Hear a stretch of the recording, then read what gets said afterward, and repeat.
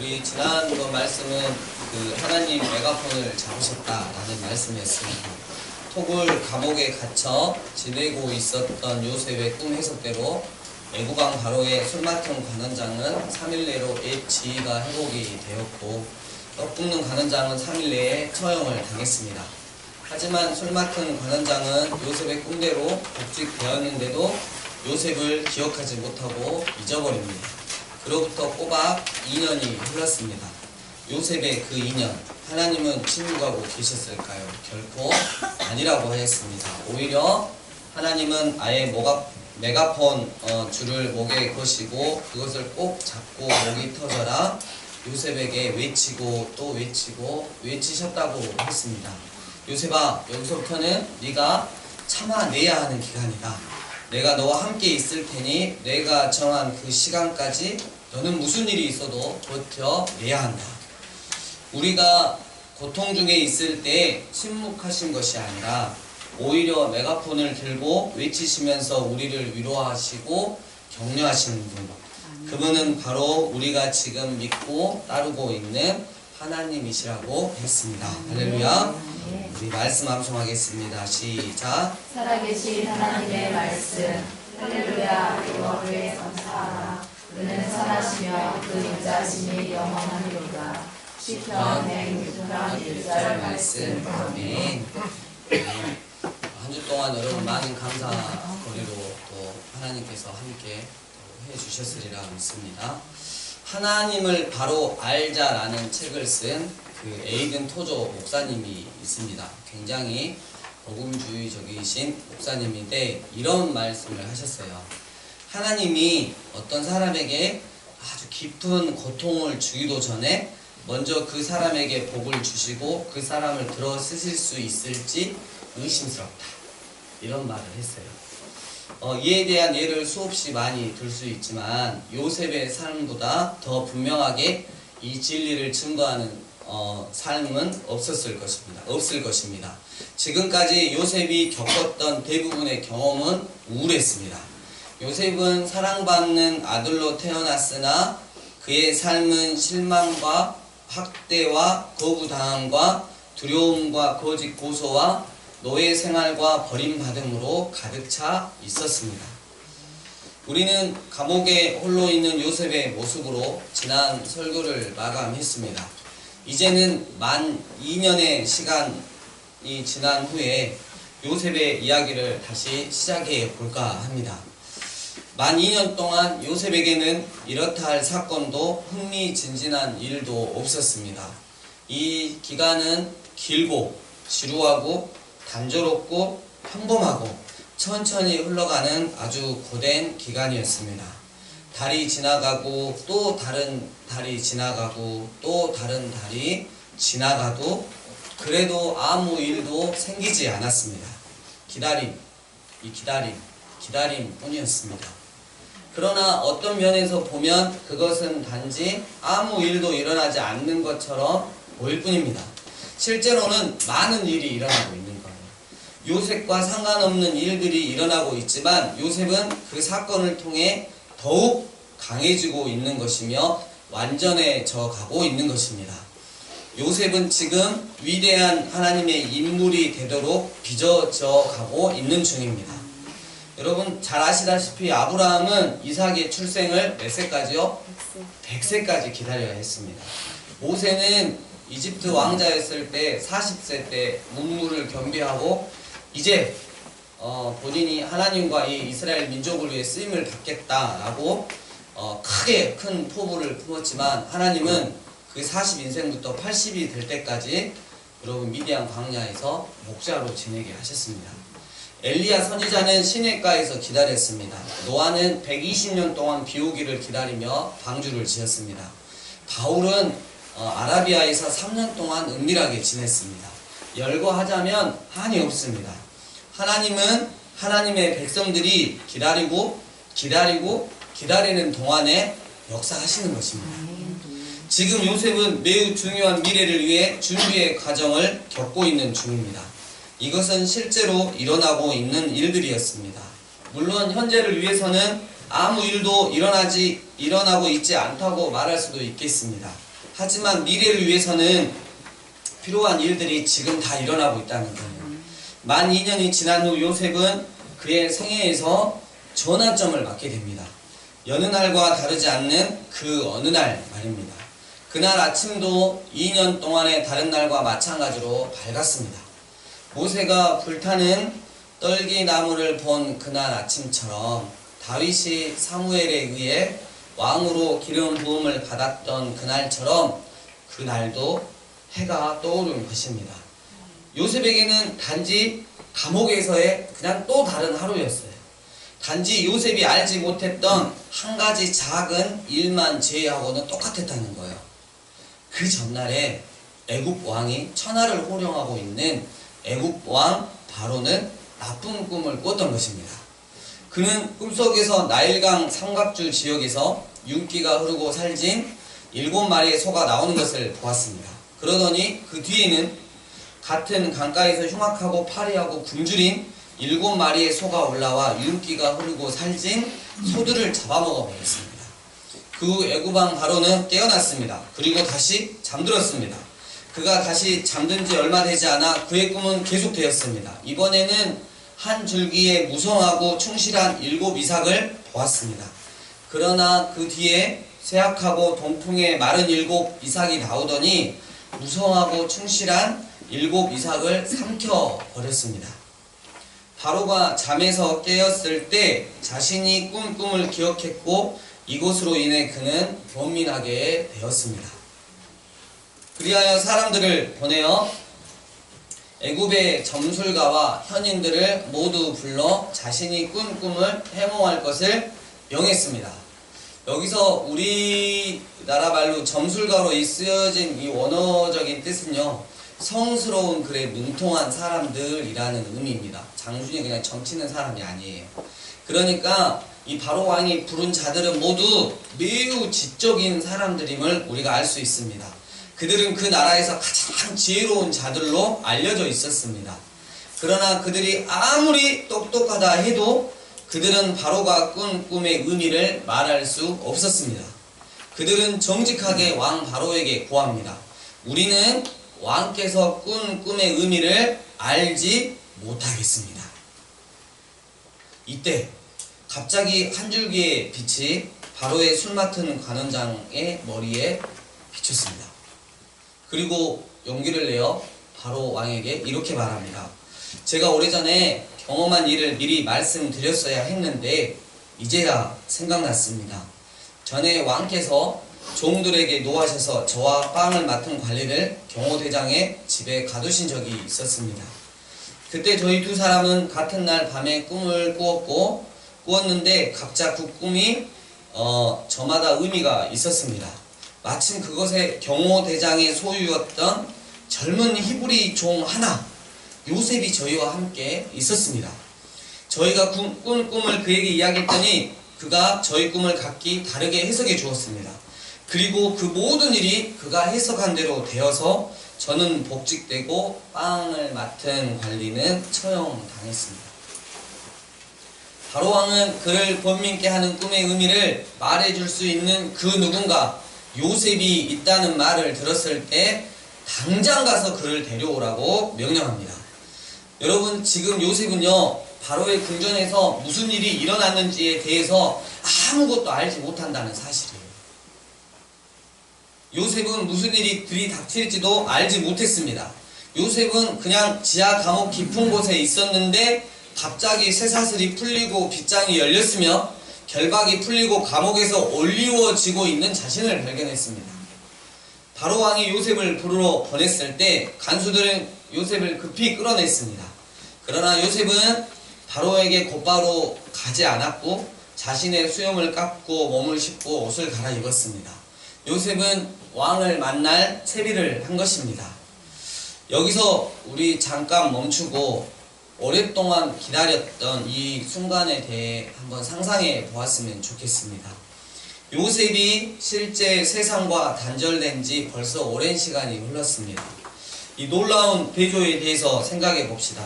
더러운 지하 감옥에서 곧바로 바로 왕의 궁전이라니, 여러분 얼마나 급작스러운 변화입니까?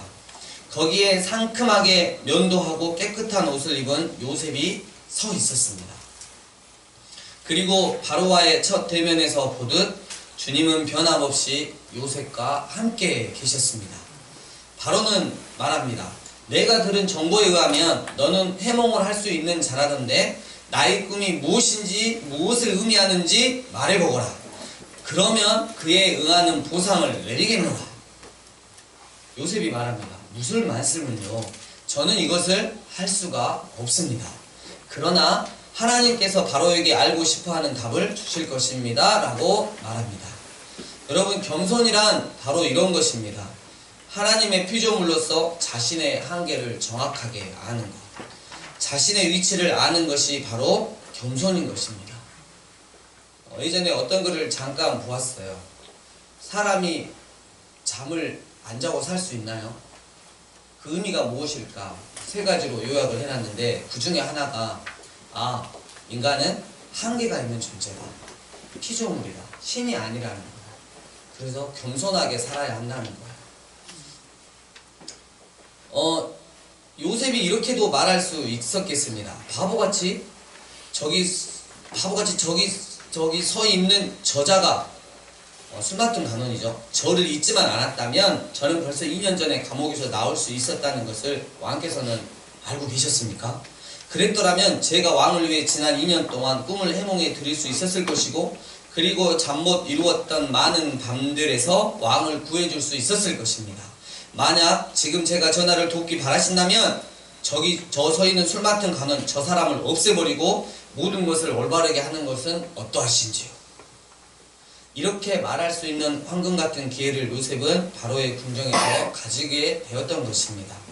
그러나 이런 말은 성경의 어느 곳에도 등장하지 않습니다. 대신 요셉은 이렇게 말합니다. 아닙니다. 저는 답을 아는 자가 아닙니다. 저는 모든 답을 아시는 하나님을 믿고 섬기고 있을 뿐입니다.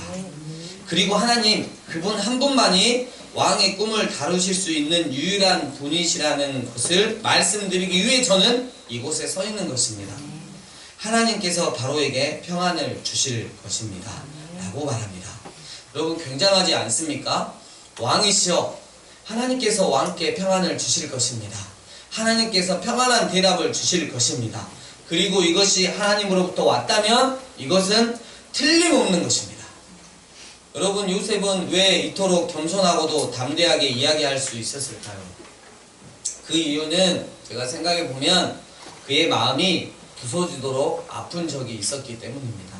고난의 불바다에서 연단받았기 때문이에요.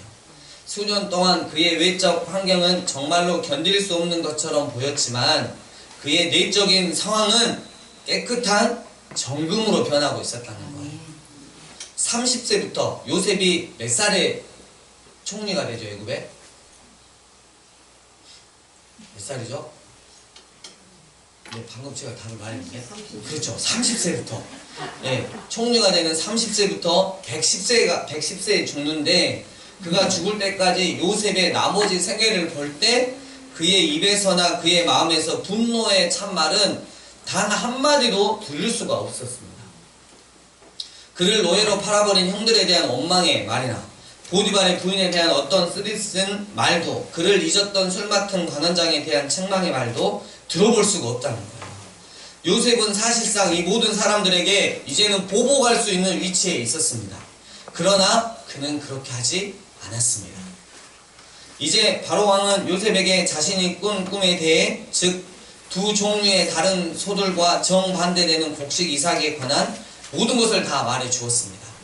요셉은 그 꿈에 관해 들은 후 하나님께서 행하실 일을 저를 통해 전하께 말씀하시는 것입니다. 저는 단지 전달자입니다. 라고 말합니다.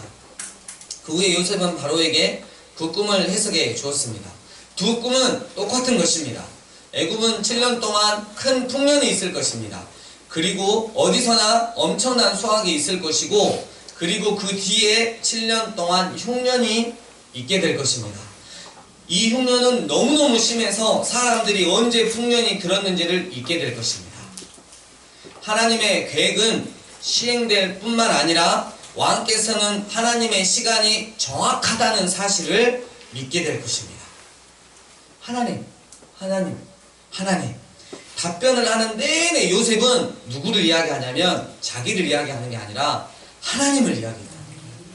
하나님을 이용하려고 하지 않았다는 거예요. 오직 하나님의 이름만을 올렸던 것입니다. 자신에게 시선을 집중시키지 않고 요셉은 바로 왕으로 하여금 여호와 하나님만을 바라보게 했다는 거예요. 내가 아니라 주 하나님을. 하나님의 권능의 손 아래서 진정으로 겸손했던 사람 요셉. 그러고 나서 요셉은 몇 가지 제안을 합니다. 이제 바로께서는 명철하고 지혜 있는 사람을 택하여 애굽 땅을 다스리게 하시고, 이런 제안과 더불어 요셉은 또한 바로가 취해야 할 절차들에 대해 매우 실제적인 조언도 해 주었습니다.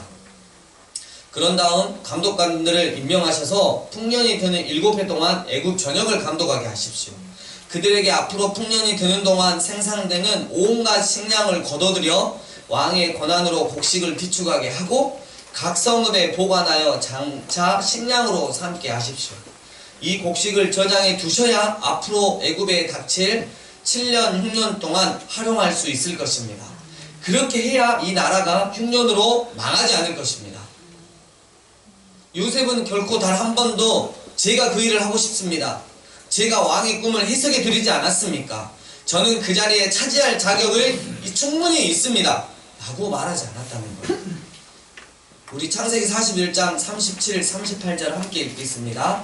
41장 37, 38절 시작. 바로와 그의 모든 신하가 이 일을 좋게 여긴지라. 바로가 그의 신하들에게 이르되 너희가 하나님의 영에 감동된 사람을 우리가 어찌 찾을 수 있으리요 하고, 모든 필요 요건을 갖춘 요셉이 바로 바로왕의 옆에 악하니 서 있었습니다. 그가 그 임무를 위해 자원하는 것이 적절해 보이는데도 요셉은 나서지 않았다는 거예요. 그렇지만 왕은 이 일에 적합한 사람이 요셉이라는 것을 알았습니다. 39, 40절 함께 읽겠습니다. 시작. 요셉에게 이르되 하나님이 이 모든 것을 내게 보이셨으니 너와 같이 명철하고 지혜 있는 자가 없도다. 너는 내 집을 다스리라. 내 백성이 다 네 명령에 복종하리니 내가 너보다 높은 것은 내 왕자뿐이니라. 아멘. 여러분, 요셉의 이 그 자제심, 자신의 감정이나 욕망을 스스로 억제하는 마음, 그 순간을 교묘히 이용하거나 암시를 주거나 하지 않고 요셉은 단순히 그곳에서 기다렸습니다. 감옥에 버려지고 잊혀진 수년간의 이 외로운 기간 동안 요셉은 하나님께서 그분의 목적을 위해 그분의 때에 그분의 방법으로 역사하시도록 맡기는 법을 배운 것입니다. 이기적인 야망이 없었으므로 요셉은 자신을 높이지 않았습니다. 말씀을 준비하면서 저를 적용해 보았어요. 정말 이 부분 이렇게 준비하면서 제 자신이 너무 부끄러웠고 하나님 앞에 참 많은 회개를 했던 것 같습니다. 요셉은 우리가 닮아야 할 성경 인물 중에 한 명입니다. 그래서 여러분들도 이렇게 요셉을 살펴보는 동안 나의 삶을 조명하시는 하나님의 그 마음이 느껴진다면 보시기 바랍니다. 그리고 회개하시고 하나님이 원하신 그 정금 같은 믿음의 사람으로 거듭나시길 바랍니다. 요셉은 자신 스스로의 높아짐을 원하지 않았습니다. 그러니까 하나님께서는 요셉을 쓰시는 거예요. 여러분, 이 자세가 됐을 때 하나님께서는 요셉을 쓰는 것처럼 우리를 쓰실 수 있다는 거예요. 내가 하려고 하지 않고 나의 삶의 전체가 하나님만 드러낼 때 주님 갖다 쓰시는 거예요. 주님, 저 97% 준비됐고요, 이제 98% 준비됐고요, 99% 준비됐어요. 그래도 하나님 안 쓰세요. 마지막 1%가 준비됐을 때 들어 쓰시는 거예요. 우리가 가끔 하나님 앞에 많은 원망들을 쏟아낼 때가 있어요. 주님, 저희 때는 언제입니까? 왜 안 해주십니까? 왜 안 들어주십니까? 여러분, 그런 그 마음에서 우리 입에서 그런 말들이, 언어들이 나왔을 때 우리 적어도 광주 삶의 예배교회 성도님들은 점검해 보았으면 좋겠어요. 그렇다면 내가 정말 낮아져 있는지, 하나님만 일하실 수 있도록 내가 정말 정금 같은 믿음의 사람이 되어 있는지를 먼저 점검해 보았으면 좋겠습니다. 바로 왕은 요셉에게 말했습니다. 하나님께서 너에게 이 모든 일을 알게 하셨으니 너처럼 현명하고 분별력 있는 사람이 어디 있겠느냐. 그러므로 나는 모든 일에 대한 권한을 너에게 이임하겠다. 네가 보고해야 하는 유일한 사람, 즉 너보다 더 큰 권위를 가진 사람은 나 자신뿐이다. 너는 이제 이 애굽 땅에서 2인자다. 너는 이제 나의 총리 대신이 되었노라. 여러분, 바로왕이 요셉에게서 무엇을 보았는지 아시겠습니까? 세속적인 말로는 싸가지를 봤다. 싸가지가 있다는 거예요. 싸가지가. 이걸 다시 표현하면 정금같이 단련된 그의 인품을 보았던 것입니다. 여러분, 친구들 이 싸가지가 싹아지 이렇게 싹이 나면 반듯하게 나야 되는데 옆으로 이렇게 틀어지잖아요. 그러면 그걸 어떻게 해요? 꺾어버리죠. 예, 예쁘게 자란 것만 놔두잖아요. 싸가지가 없다 그러면 옆으로 휙 간 거예요. 네. 이렇게 욕이 아니라는 거예요. 자, 창세기 41장 41에서 43절 함께 읽겠습니다. 시작. 바로와 요셉에게 이르되 내가 너를 목장의 총리가 되게 하라 하고 자기의 인장반지를 빼어 요셉의 손에 끼우고 그에게 세마포 옷을 입히고 그 사슬을 목에 걸고 자기에게 있는 버금술에 그를 태우매 우리가 그의 앞에서 소리지르기를 엎드리라 하더라. 바로가 그에게 애굽 전국을 총리로 다스리게 하였더라. 네. 광대한 애굽 전역을 가리키기 위해 바로왕은 그의 팔을 넓게 펼쳐 보이면서 요셉이여 이제 이 땅이 다 그대의 것이니라 라고 말했습니다. 그런 후에 바로는 그의 인장 반지, 쉽게 말하면 도장 반지를 빼 요셉의 손에 끼워 주었습니다. 그 인장, 즉 도장은 왕이 재정을 지출하고 법률을 승인할 때 그것을 찍음으로써 법적 효력을 갖게 하는 것입니다. 이제 요셉은 바로 왕에게 직접 하사받은 그 반지를 그의 손에 가지고 있었습니다. 불과 몇 시간 전까지만 해도 지하 토굴 감옥에 갇혀 있었던 요셉입니다. 요셉은 왕이 인정한 권위를 지니게 되었습니다. 이와 더불어 바로 왕은 요셉에게 세마포로 만들어진 아주 좋은 옷을 입혀 주었고 그의 목에 금 목걸이를 걸어 주었습니다. 요셉은 왕궁 마차도 받았습니다. 불과 몇 시간 전에 요셉은 토굴 감옥에 갇힌 더럽고 다 떨어진 옷을 입은 잊혀진 죄수에 불과했습니다. 이제 요셉은 왕궁 복장을 하고 목에는 금목걸이를 했으며 손에는 바로의 반지를 끼고 매우 멋진 수레를 타고 있었습니다. 그리고 전국에 있는 모든 사람들은 그 앞에서 엎드리라는 명령을 받게 되었던 것입니다. 요셉의 이 신데렐라와 같은 갑작스러운 높아짐은 믿기 어려울 정도로 놀라운 것이었습니다. 그러나 이것은 하나님께서 이제 정확한 때가 되었다고 결정하실 때 역사하시는 모습인 것입니다. 아멘. 창세기 41장 46절 요셉이 애굽왕 바로 앞에 설 때에 30세라 그가 바로 앞을 떠나 온 애굽 온 땅을 순찰하니. 말씀을 정리합니다. 토굴 감옥에서의 요셉, 기다림, 또 기다림. 지금 나의 삶에서는 아무 일도 일어나지 않는다고 불평할 수 있지만 그 오랜 기다림 또한 하나님께서 분명 일하시는 기간임을 우리는 오늘 말씀을 통해 배웠습니다. 애굽왕 바로에게 꿈을 꾸게 하시고 또 그 꿈 때문에 번민하게 하심으로 요셉을 향한 하나님 당신의 타이밍을 맞추십니다. 바로 왕은 꿈을 꾸었지만 애굽에서 내놓으라고 하는 지혜로운 자들조차도 그 꿈을 해석해내지 못합니다. 왜입니까? 여러분, 그것은 하나님께서 요셉을 통해서만 알려주시기로 작정하셨기 때문입니다. 요셉에게 은혜를 입었던 술 맡은 관원장을 통해 드디어, 그러니까 하나님의 정확한 타이밍에 요셉은 애굽왕 바로에게 불려갔습니다. 당장 요셉을 데려와라. 토굴 감옥에서 풀려나고 애굽왕 바로를 만나는 준비를 하면서 여러분, 요셉의 마음은 어떠했을까요? 분명 요셉은 이번에도 자신을 정금처럼 연단시키고 계신 하나님만 바라보았을 것입니다. 드디어 때가 왔다 하고 자신이 무엇을 하려고 잔머리를 굴리는 것이 아닌 하나님께서 이번에도 함께 하시지 아니하시면 자신은 아무것도 아니기 때문에 하나님께서 나와 함께 해주실 것을 정말 간절한 마음으로 기도했을 것입니다. 그러고 나서 요셉은 하나님의 이름을 위해서 바로 앞에 섭니다. 애굽왕 바로시여, 하나님만이 당신의 꿈을 다루실 수 있는 유일한 분이라는 것을 말씀드리기 위해 저는 이곳에 서 있을 뿐입니다. 저는 하나님의 전달자 뿐입니다. 이 말을 하고 요셉은 바로에게 꿈을 해석해 주었습니다. 꿈을 해석해 주는데 하나님 꿈을 해석해 주는 동안 요셉은 자신이 아닌 하나님만 이야기를 했어요. 또한 요셉은 하나님의 계획은 반드시 시행될 것이기 때문에 하나님 당신의 시간이 너무나도 정확하시기 때문에 바로왕에게 몇 가지 제안을 합니다. 바로왕과 그의 모든 신하들이 이 일을 아주 좋게 여깁니다. 왕은 이 일에 적합한 사람이 요셉이라는 것을 알았습니다. 그리하여 요셉을 애굽의 제2인자 총리로 세우게 됩니다. 요셉은 자기 스스로 높아지려고 애쓰지 않았습니다. 왜냐하면 요셉은 하나님께서 그분의 목적을 위해 그분의 때에 그분의 방법대로 역사하시도록 맡기는 온전한 믿음이 있었기 때문입니다.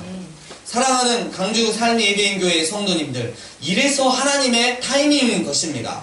하나님은 왜 요셉이 형들에 의해 애굽의 노예로 팔려갈 때 가만히 계셨냐고요? 하나님은 왜 요셉이 애굽 왕의 친히 되자 보디발의 아내 유혹을 뿌리쳤는데도 불구하고 왕의 질수를 가두는 그 토굴 감옥에 집어넣으셨냐고요?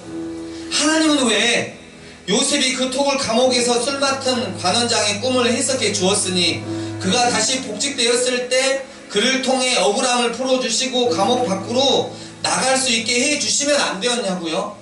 네, 절대로 그럴 수 없었습니다.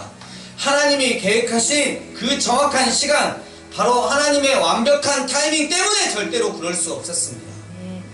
여러분, 요셉이 애굽의 노예로 팔려가지 않았다면 야곱, 즉 이스라엘과 그 12아들은 앞으로 닥칠 기근 때문에 큰 어려움을 당했을 것입니다. 하늘에 헤아릴 수 없을 정도로 없는 별처럼 많아지기는커녕 굶어서 다 죽었을 것입니다. 요셉이 왕의 질수만 가두는 감옥에 가지 않았다면 어떻게 왕의 술 맡은 관원장을 만날 수 있었겠습니까? 요셉이 술 맡은 관원장의 은혜로 그 감옥에서 그냥 풀려나 버렸다면 애굽왕 바로는 어떻게 만나겠으며 또 그 당시 천하를 호령하는 애굽의 총리가 어떻게 될 수 있었겠습니까? 이래서 하나님의 타이밍인 것입니다. 아브라함을 통해 약속하신 내가 너로 큰 민족을 이루고 내게 복을 주어 내 이름을 창대하게 하리니 너는 복이 될지라. 이 말씀을 하나님은 당신의 타이밍에 하나님의 사람, 당신의 사람 요셉을 통해 틀림없이 진행시키고 계셨던 것입니다. 할렐루야. 전도서 3장 11절 이하를 보면 하나님이 하시는 일의 시작과 끝을 사람으로 측량할 수 없게 하셨는데 그 이유는 사람으로 그 앞에서 경외하게 하려 하심인 줄을 내가 알았도다 라고 솔로몬의 입을 빌어 설명하고 있습니다. 경외한다, 공경하고 두려워한다. 한치 앞을 내다보지 못하게 하신 이유는 여러분 우리를 골탕 먹이고 힘들게 하려는 것이 아니라 하나님만 의지하게 하며 하나님을 경외하면서 살게 하려는 것입니다. 하나님을 경외함, 하나님만 믿고 하나님만 의지함. 내 스스로가 만든 타이밍이 아닌 하나님께서 나를 위해 계획하신 하나님의 타이밍을 기다리며 온전한 믿음으로 하나님을 의지하는 요셉, 그리고 우리 사랑하는 강주 삶예배인교회 성도님들 되시길 주의 이름으로 축원합니다. 나를 향한 하나님의 타이밍, 여러분 기대하시면서 우리의 영적인 시선을 주님께 고정시키시기를 바라겠습니다. 하나님만 바라보실 때 하나님 분명히 일해 주실 것입니다. 언제요? 하나님의 타이밍에. 주신 말씀 가지고 함께 기도하며 나아가겠습니다. 기도하시겠습니다.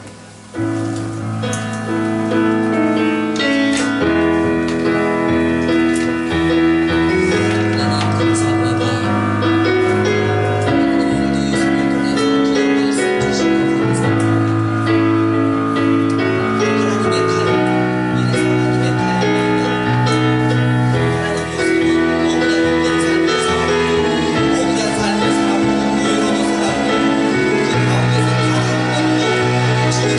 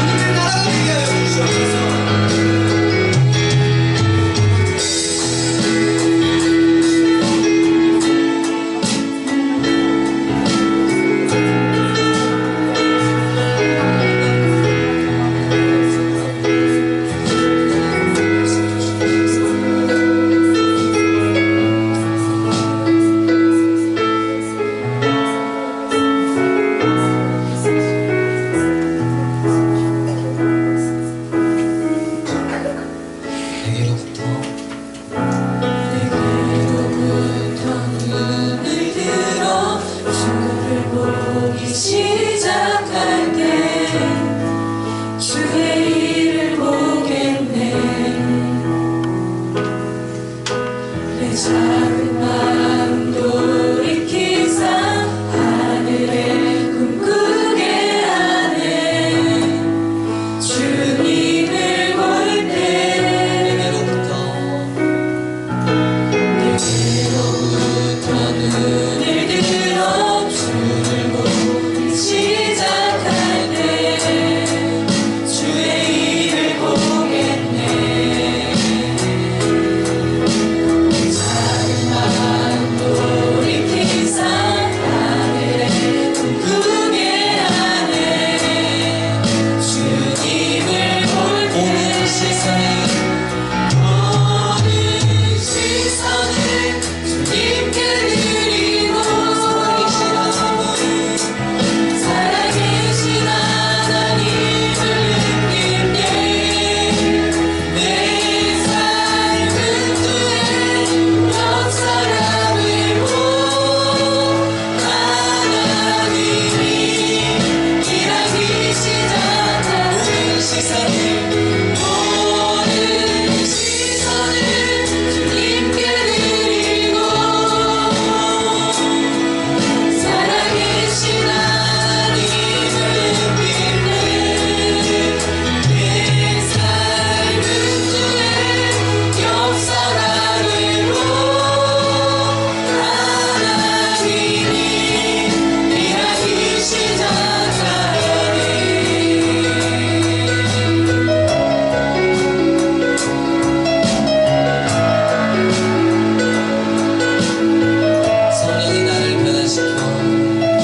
성령이 나를 변화시켜 모든 두려움 사라질 때 주의 일을 보겠네.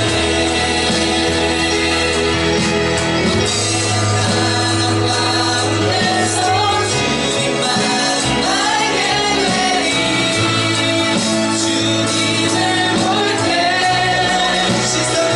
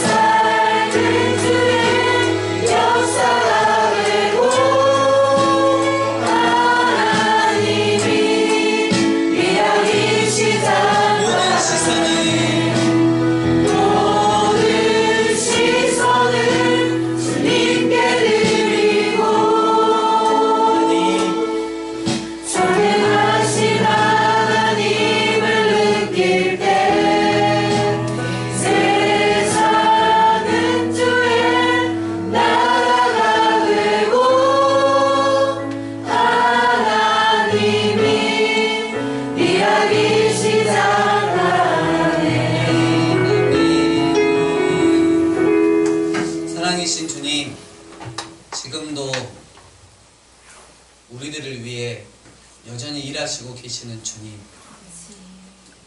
우리가 정금처럼 우리의 믿음을 단련하길 원합니다. 나의 삶이 오직 하나님만 드러내는 삶이 되게 도와주시고 그 어떤 상황에도 하나님을 의지하고 저는 아무것도 아님을 고백하는 저희들 되게 도와주시옵소서. 나를 향한 하나님의 타이밍이 있다는 것을 깨닫게 하신 주님 감사합니다. 그 타이밍까지 열심히 하나님 앞에 하나님 신뢰하며 훈련 받겠습니다. 주님 함께하여 주시옵소서. 하나님 삶 가운데서 우리를 지켜주신 은혜 너무나 감사해서 여러가지 모양으로 하나님 앞에 힘을 올려드립니다. 훈양하여 주시고 하나님 나라 위에 사용하여 주시고 우리 삶 가운데 언제나 하나님께서 채워주시는 우리의 필요를 채워주시는 그 은혜의 손길을 누리며 감사의 고백을 할 수 있는 저희들 되게 하여 주시옵소서. 주님 사랑합니다. 다시 오실 예수님 이름으로 기도드립니다. 네.